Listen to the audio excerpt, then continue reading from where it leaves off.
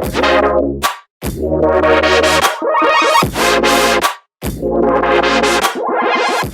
little bit. I wanted to ask you today, as we celebrate, legendary figure, a true leader in our nation, Dr. Martin Luther King Jr. You were around during that time. You've told me a few things, but I've never asked what was it like to basically, I don't want to say grow up, but watch a leader at that time really bring together a nation and have certain things pass, and just like your experience watching, Dr. Martin Luther King Jr. Um, One of the things was, my parents, they were very involved in the civil rights movement. So we were a part of CORE. And we would go around, my sisters and brothers and we would go around and we would pass out flyers. And the thing that's different now, the church was where we had the meeting. So we kind of followed that model that Dr. King did, where, anytime they were getting ready to do anything, everybody would go to the church and they would meet. And that's kind of what we did. And so we would go out and we would pass out flyers about things and to educate the community as to what was going on. We would see things on TV. There was one incident that I do remember. We did picket. We had a Woolworths here in Kansas City, and we picketed the Woolworths. And my dad was a policeman at the time. And we were marching, and another policeman had seen us picketing. And he went back to the station, and he called my dad, Pat. He said, Pat, your wife and your kids are out there marching up and down Minnesota Avenue. And my dad, I don't know what he expected my dad to say, but my dad simply said, yeah, you better not F with them either. So yeah, I mean, that's how it was, right. But so we grew up, even though there was segregation in Kansas City. We experienced a little bit of it, but not to the extent as in the South. But, we were part of the movement. I remember going to Freedom School one day. And this was when I was in elementary school.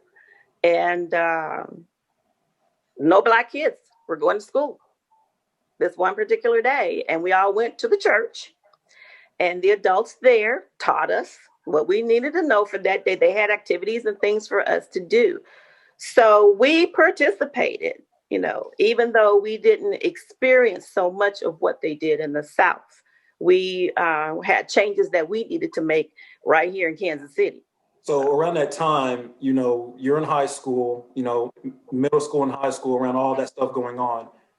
What would you say your high school experience was like during the time of, civil rights and all of that? I do remember when, they say, things happen, where were you? I remember the night that Dr. King got shot. We were in the kitchen and we were listening to the radio. And then my brother came running up the stairs and said, Dr. Martin Luther King just got shot. And we were like, what now? And we turned on the TV and then it happened. And that was on a Thursday. So I went back to school that Friday, and it was very tense. And a lot of the white kids, they started beating up on the white kids and stuff. And so I know by 1:00 we were out of school. So, and then things, then that's when a lot of rioting started and, all that. So, yeah, it was a very, very tense time. People were very, very upset. So, for high school, not so much. There was much more integration going on. And so people were mingling more with each other. We had a great principal, Mr. Rohn, and he knew everything that was going on. And he, anytime anything would come up, he would squash it.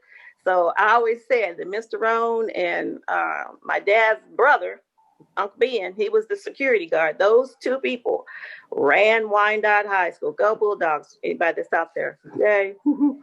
And so we didn't have a lot of racial tension. It was more in junior high school because of the assassination, but in high school it wasn't so much with it. Why is it taking so long for this country to kind of embrace what the rest of the world has already dealt with? Because of our history. Exactly. Because of our history, and now the thing about it now is with COVID and the racial injustice and everything that is going on, is bringing it out. People are becoming more aware because now you're staying at home, you're watching the news, you're listening to this and that, and you're reading things, and so it's opening up what we already knew. Yeah. But it's opening up the eyes of a lot of people. And so that's why you see people asking, well, I didn't know, what can I do? And, because, my sister always was trying to say, be careful, because they will rewrite history to make it be the way they want it to be. But now, I mean, there are shows that are coming out and things that I'm seeing on the news I didn't even know. Today, for example, that lines up with what's going on in DC and with our country, that in Wilmington, Delaware, this isn't the first time that there's been an attack against our democracy, like our legislation. Wilmington at the time was 56% Black. And so they were rising, a lot of Black voting and all of this going on, until, white supremacists rose up and said, no, this is not going to happen anymore. And so the men were meeting at a building and they burned the building. And when they came out, that's when they killed them. I had no idea that had even happened in history. And so it suppressed the vote.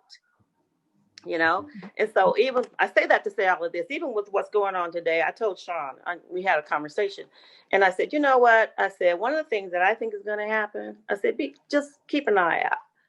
Like our pastor says, stay woke, because I really think that that's what's going to be the next thing that's going to happen. There's going to be more cases that are going to come up where people are trying to suppress the vote, especially in urban cities.